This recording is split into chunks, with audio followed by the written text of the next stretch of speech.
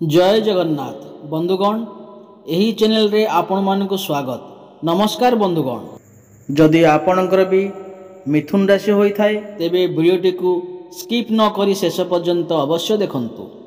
2025 वर्ष आपणक पई किपरि रहिबो एहा आपणकु विभिन्न प्रकारर समस्या विषय रे अवगत कराइबो। आपण किपरि आर्थिक क्षेत्र रे फलाफल हासिल करिवे, आपण चाकरी रहिबो किंबा बदलिबो, व्यवसाय रे की प्रकार परिवेश रहिबो, आपणक वैवाहिक जीवन किपरि रहिबो, पारिवारिक संपर्क आंतरिकता सृष्टि करिबो किंबा तिक्तता एवं द्वंद्व बुद्धि पाइबो, आपण पिलामानंक भविष्य किपरि रहिबो, आपणक प्रेम जीवन रे अवस्था कौन हेबो, आपणकर स्वास्थ्य किपरि रहिबो, एही समस्त क्षेत्र विषय रे अधिक जानिबाकु चाहुथिले एही चैनलटी को सब्सक्राइब कर दियंतु। आपण एहा माध्यम रे एक उच्च स्तरर मुक्ति हासिल करि परिबे एवं एक आनंददायक जीवन बिताई परिबे।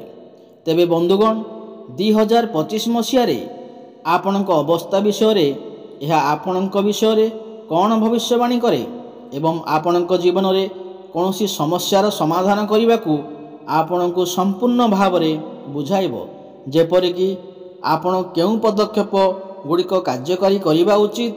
यह सहित आपण सचेतन रहबा उचित जे जेतेबेले जीवन अछि सेतेबेले समस्या आसीबो। किछि एपरि समस्या अछि जहाकु सामना करिबा कष्टकर, तेणु एही वीडियो माध्यम रे सबु समस्यार समाधान खोजी बाहर करि परिबे, जहा आपणकु आपणकर समस्यार समाधान प्रदान करिवो। तेबे आसंतु बंधुगण से गुड़िक अधिक विस्तृत भाव रे जानिबा एवं देखिबा 2025 वर्ष आपणकु किपरि प्रभावित करिवो। जदि आपणक भी मिथुन राशि होइथाय एवं आपण जदि माँ दुर्गा को एवं जगन्नाथ को सच्चा हृदय रे भक्ति करुथांती, विश्वास करथांती, तेबे एही वीडियोटी को लाइक करी कमेंट बॉक्स रे जय जगन्नाथ जय माँ दुर्गा अवश्य लिखि दियंतु। देखंतु पूर्वरु आपणकर स्वास्थ्य खराब रहुथिला, धन जनित समस्या देखा देउथिला, आपण ऋण नेउथिले किंतु ऋण सुझी पारु नथिले, ऋणर भार आपणक उपरे बढ़ी जाइथिला, गृह परिवार रे खुशीर वातावरण नथिला, शिक्षा क्षेत्र रे समस्या देखा देउथिला, आपणकर खर्च बढ़ी चलीथिला, समाज रे आपणकर मान सम्मान नथिला, आपणकु चाकरी प्राप्त होई पारु नथिला, संतान संतति पई आपण चिंतित थिले, प्रेम जीवन रे मध्य समस्या देखा देउथिला, व्यापार वाणिज्य रे मध्य लॉस हेउथिला। तेबे जहा भी समस्या आपणक जीवन रे चलीथिला ताहा एबे दूर हेबाकू जाउअछि, आपणक जीवन रे पुणी थरे खुशी फेरिबाकू जाउअछि, आपणक जीवन रे नूतन सूर्य हृदय हेबाकू जाउछंती। देखंतु शुक्रंकर राशि परिवर्तन हेउअछि। शुक्र जी कि धनर कारक ग्रह, शुक्र ग्रह को माँ लक्ष्मींकर स्वरूप माना जाय थाए। शुक्र ग्रह आपणकर द्वादश स्थिति रे थिले, किंतु वर्तमान शुक्र आपणकर लग्न भाव रे मालव्य नामक राजयोग निर्माण करुछंती एवं आपणकर धन स्थान को चलन करिवे। बुध सूर्य मध्य आपणक लग्न भाव को चलन करिवे एवं बृहस्पति मध्य बक्री हेबाकू जाउछंती, जहा फल रे आपणकर सप्तम भावर फल देबाकू जाउछंती। बंधुगण आपणकर लग्न भाव रे मालव्य नामक राजयोगर निर्माण होई अछि, जहा कि बहुत श्रेष्ठ एवं उत्तम माना जाय थाए। काल पुरुषर कुंडली रे मालव्य नामक राजयोगरु बहुत श्रेष्ठ विचार करा जाय थाए। एही समय रे आपणक संसारर समस्त सुख प्राप्ति हेबो।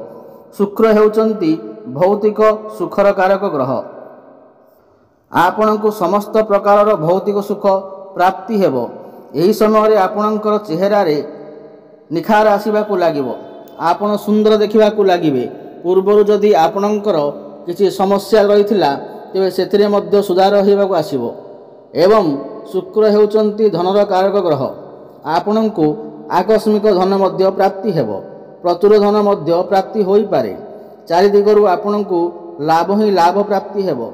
एही समय रे आपण କୌଣସି ଯାନବାହନ, ଭୂମି ଅଥବା ଜମି, ପ୍ରପର୍ଟି ଇତ୍ୟାଦି କିଣିବା ପାଇଁ ମନ ବଳେଇ ପାରନ୍ତି।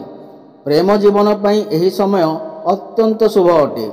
ଏହି ମାସ ଠାରୁ ଆପଣଙ୍କର ପ୍ରେମ ଜୀବନରେ ସୁଖ ଫେରି ଆସିବ। ପୂର୍ବରୁ ଯଦି ଆପଣଙ୍କର ପ୍ରେମ ଜୀବନରେ କିଛି ସମସ୍ୟା ଲାଗି ରହିଥିଲା, ସେଥିରେ ମଧ୍ୟ ସୁଧାର ଆସିବ।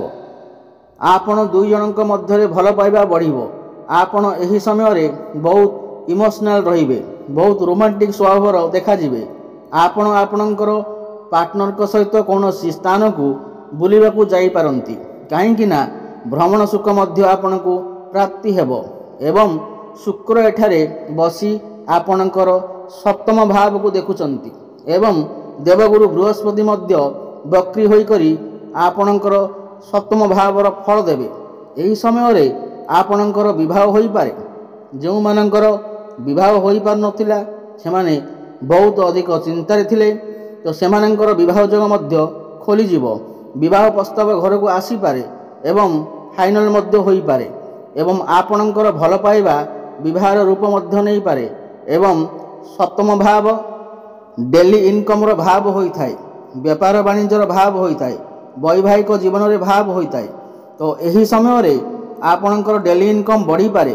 ବେପାର ବାଣିଜ୍ୟ କ୍ଷେତ୍ରରେ ଆପଣ ବହୁତ ଅଧିକ ଉନ୍ନତି କରିବେ। ଆପଣ କୌଣସି ନୂତନ ବେପାର ମଧ୍ୟ ଆରମ୍ଭ କରିପାରନ୍ତି। ବେପାର କ୍ଷେତ୍ରରେ ଆପଣଙ୍କର ଗ୍ରାହକ ବଢ଼ିପାରନ୍ତି। ଡେଲି ଇନକମ୍ରେ ବୃଦ୍ଧି ଆସିବ।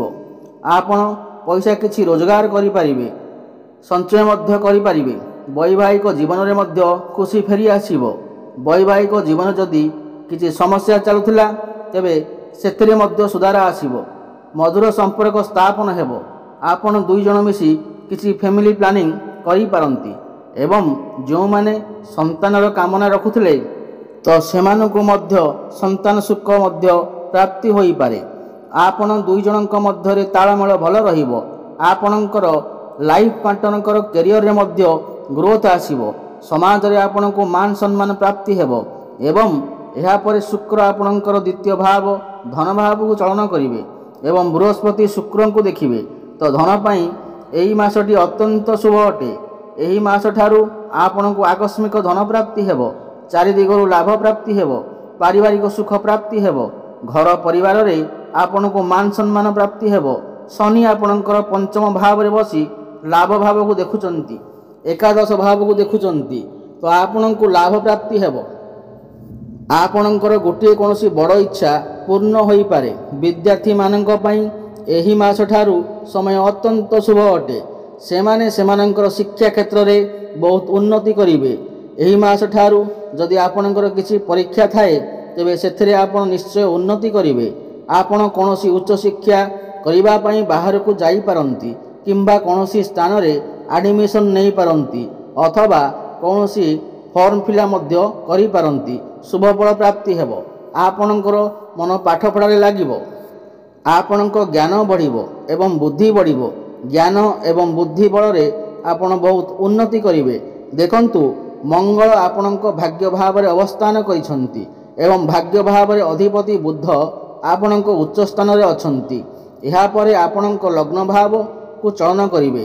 ଏହାପରେ ଆପଣଙ୍କ ଭାଗ୍ୟ ବହୁତ ଭଲ ରହିବ ଓ ଭାଗ୍ୟର ସାଥ ମିଳିବ ପ୍ରତ୍ୟେକ ଦିଗରୁ।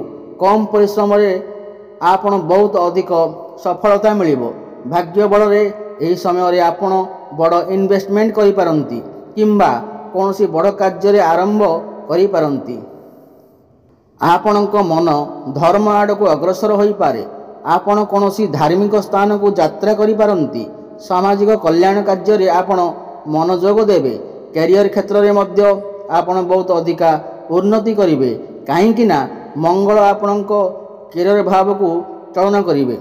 କ୍ୟାରିୟର ଭାବରେ ଆପଣଙ୍କ ସାହସ ଓ ପରାକ୍ରମ ବଢ଼ିବ। ସାହସ ଓ ପରାକ୍ରମ ବଳରେ ଆପଣ ସବୁ କାମ ସୁରୁଖୁରୁରେ କରିପାରିବେ।